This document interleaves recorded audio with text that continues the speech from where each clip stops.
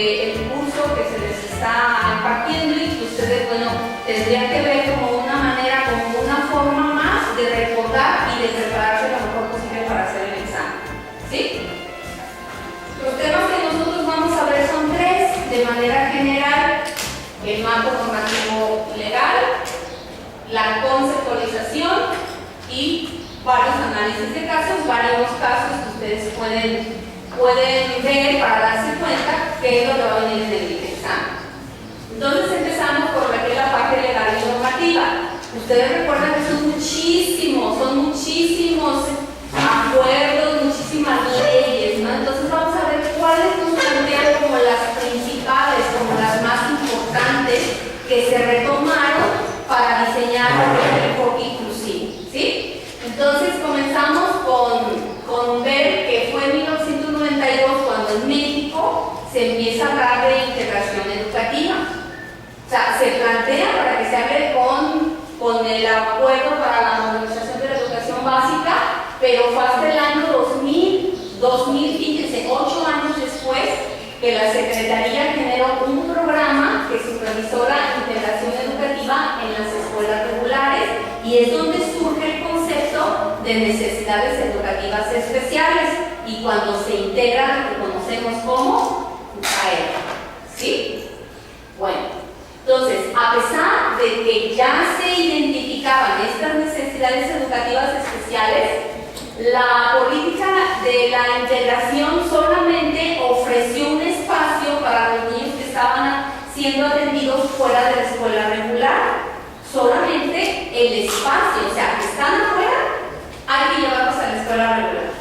Hasta allí se pensó, ¿sí? Entonces, eso es lo que se conoce como integración, ¿sí? Pero, entonces, ahora surgía el interés, no solamente de traerlos a la escuela regular, ¿sí?, sino un interés mayor en donde se les atendiera no por su necesidad educativa y que se les integrara y se les dejara todavía aparte del grupo de los otros niños normales, entre comillas, los que no tenían necesidades educativas especiales, ¿no? Y entonces surge la Conferencia Mundial sobre Educación para Todos y dijeron, los vamos a integrar, pero esta conferencia nos dice, ¿sí?, que no solamente estos niños o niñas catalogados con necesidades educativas especiales habría que atender, sino a todos. Y entonces la mirada no solamente se dirigió a la permanencia física, sino a una permanencia con calidad, ¿sí? Fue así que el nuevo término inclusión educativa es cuando surge. Fíjense de qué año estamos hablando, y en México apenas en el 2013 se empieza a hablar de inclusión, todavía muchos años después, ¿verdad? Entonces, aquí se antepone, o sea, primero inclusión educativa surge entonces de lo que es integración, y en el 2011 entonces ya se planteó como la creación de un modelo diferente de lo que serían los servicios de educación especial. ¿Sí? Más o menos ya se ubican en el tiempo de cómo se dan estas cuestiones. ¿No hay ninguna duda? ¿No? Bueno. Por otro lado, entonces, cambia la mirada en donde el enfoque ya no es atender a aquellos niños que tienen un problema, sino un modelo social. El modelo social de la discapacidad que vimos en el curso de atención educativa para la inclusión. ¿Recuerdan? El modelo social de la discapacidad, entonces, dejó de ver esta discapacidad como una tragedia personal, como un problema personal y de los niños y de las niñas, y entonces surge el nuevo concepto, que son barreras para el aprendizaje y la comunicación. Ese es un nuevo término, ¿sí? En donde ahora entonces decimos que el problema no está en el niño, ¿sí?, sino está en el exterior, ¿ok? En la forma de trabajar, en las estrategias que el maestro utiliza, en el contexto en el que se encuentra el niño, ¿sí? Entonces, a diferencia de la integración, inclusión, el interés se dirigió hacia los contextos, como ya les mencionaba, y la interacción de estos en el desarrollo del alumno. Y con ellos, entonces, los actores importantes no solamente se concentraron en el ámbito del aula, ¿sí?, sino en el familiar y en el social. ¿Ok? Muy bien. Ahora, los conceptos, ¿de dónde los vamos a retomar? Hay muchísimos autores, Blanco, Cheita, todos los que estuvimos viendo y los que están planteados en el curso, pero nosotros tenemos que tomar una referencia de mayor importancia, de mayor envergadura, que sería la UNESCO, ¿sí? Y la UNESCO nos plantea un índice de inclusión. Esto ustedes lo pueden descargar de internet y está completo. Sería importante que lo leyeran completo porque es uno de los fundamentos principales de este enfoque, ¿sí? El índice de inclusión nos define ciertos conceptos desde lo que es escuela, desde lo que es alumnado o estudiantes, lo que son profesores o profesorado. Entonces, no lo vamos a leer, pero ustedes vean cómo define. Entonces, eso es importante retomar. Y entonces nos habla y nos define también qué son las barreras, ¿sí? En donde dice aquí que se adopta el índice en lugar del de necesidades educativas especiales. Por lo tanto, en el índice de inclusión no viene este concepto, no se toma en cuenta. Lo cambian por barreras para el aprendizaje y la participación, ¿sí? Y luego les da la definición, cómo lo conceptualiza el índice, ¿sí? Entonces se considera que las barreras surgen de la interacción entre los estudiantes y sus contextos, las personas, las políticas, las instituciones, las culturas, ¿sí?, las circunstancias sociales y económicas que afectan sus vidas. Y aquí dentro de las personas estamos los docentes también. Nosotros podemos ser una barrera para la inclusión. ¿Estamos de acuerdo? Una estrategia es una barrera, puede ser una barrera para que se dé la inclusión, ¿sí? También en el índice dice que el término de necesidades educativas especiales se refiere a aquellos que han sido identificados como tales en función de los criterios y normativas establecidas en cada país. Y en muchos lugares, como en México, todavía se sigue utilizando como sinónimo de inclusión. O sea, todavía como sinónimo de discapacidad, perdón. O sea, todavía cuando ustedes hablen cuando ustedes escuchen de integración, muchos piensan que están hablando de manera inclusiva y no es así. O sea, en muchos lugares se sigue todavía hablando de necesidades educativas especiales y no de barreras para el aprendizaje. ¿Sí me di a entender? Ok. Entonces, el general dice no se utiliza en el índice, ya que se adopta el de barreras para el aprendizaje. Tan solo se alude a este concepto en algunas ocasiones, ya que los autores reconocen que es un concepto ampliamente utilizado en los países como en México, pero consideran que el hecho de centrarse en las dificultades del colectivo o necesidades educativas especiales desvían la atención a esos niños y dejamos de atender a todos los demás. Y entonces se acuerdan que mencionábamos que en el índice entonces nos habla de necesidades comunes, ¿se acuerdan? Necesidades individuales y de necesidades específicas.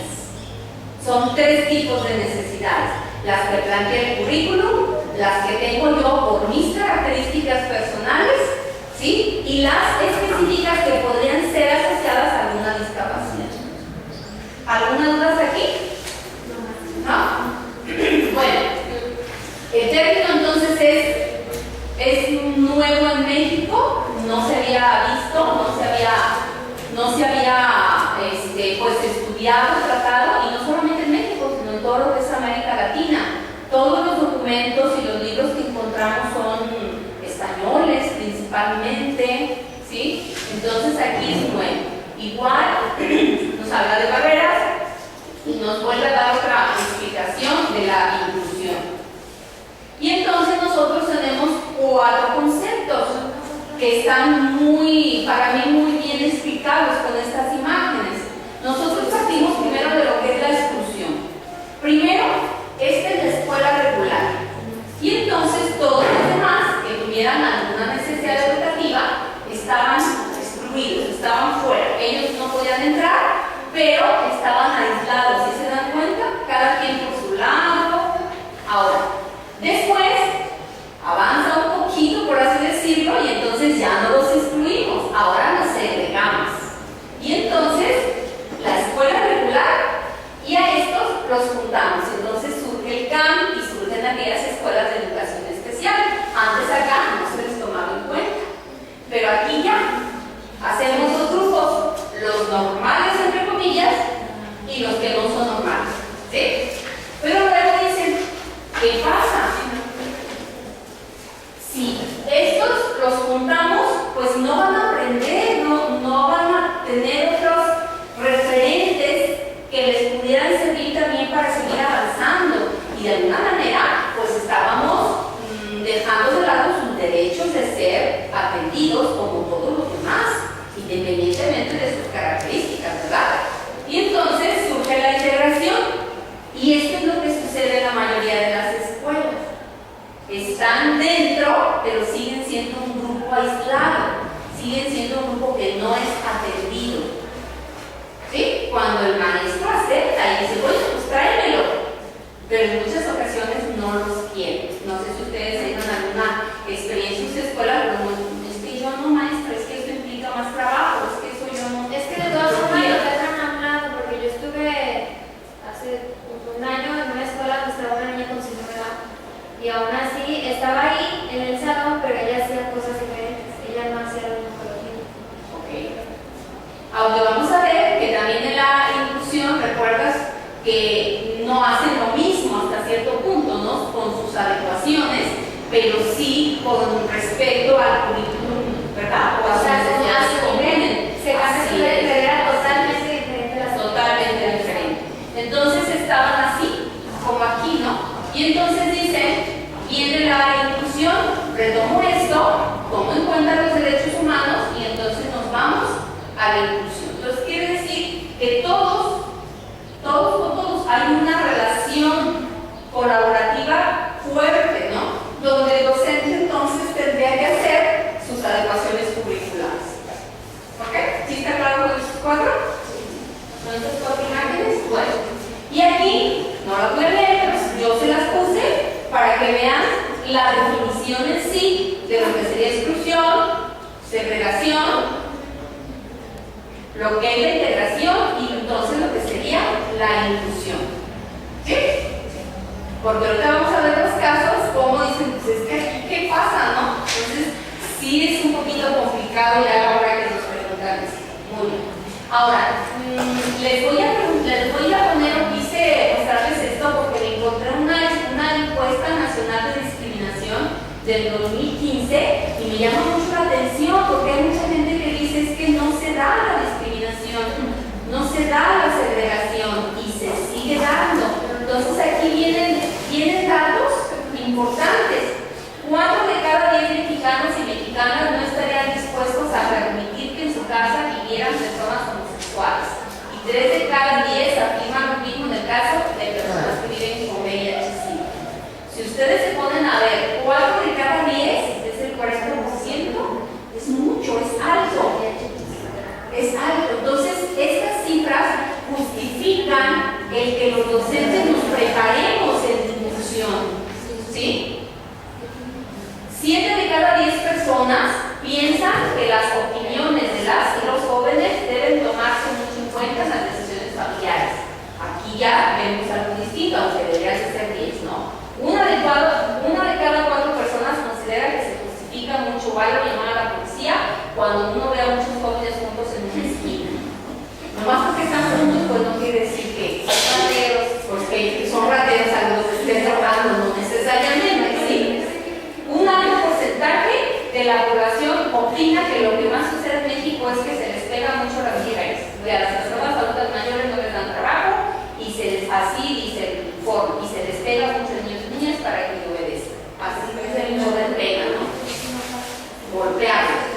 Entonces, ustedes pueden meterse a esta encuesta y les pueden dar datos sorprendentes porque es muchísimo. Yo nada más saqué algunos de los que me llamaron la atención.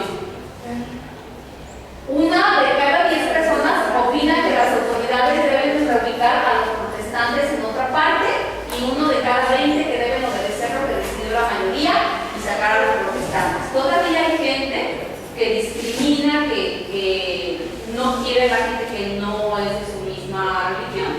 Entonces ustedes pueden ver allí datos que hicieron importantes. La otra referencia importante que ustedes tomaron un curso es CONAPRED. Entonces también puse algunas cuestiones, les comparto algunas cuestiones importantes para que ustedes lo retomen, ¿verdad? Y pues puedan ustedes conocer, ¿no? Vienen los artículos, viene lo que significa discriminación, todo lo demás, y luego vienen algunas cuestiones de la discriminación, por eso puse lo del artículo 3, ¿sí? El primero, luego esto sería todo lo que sería discriminación, estamos hablando de CONAPRED, ¿no? Entonces sería cuestión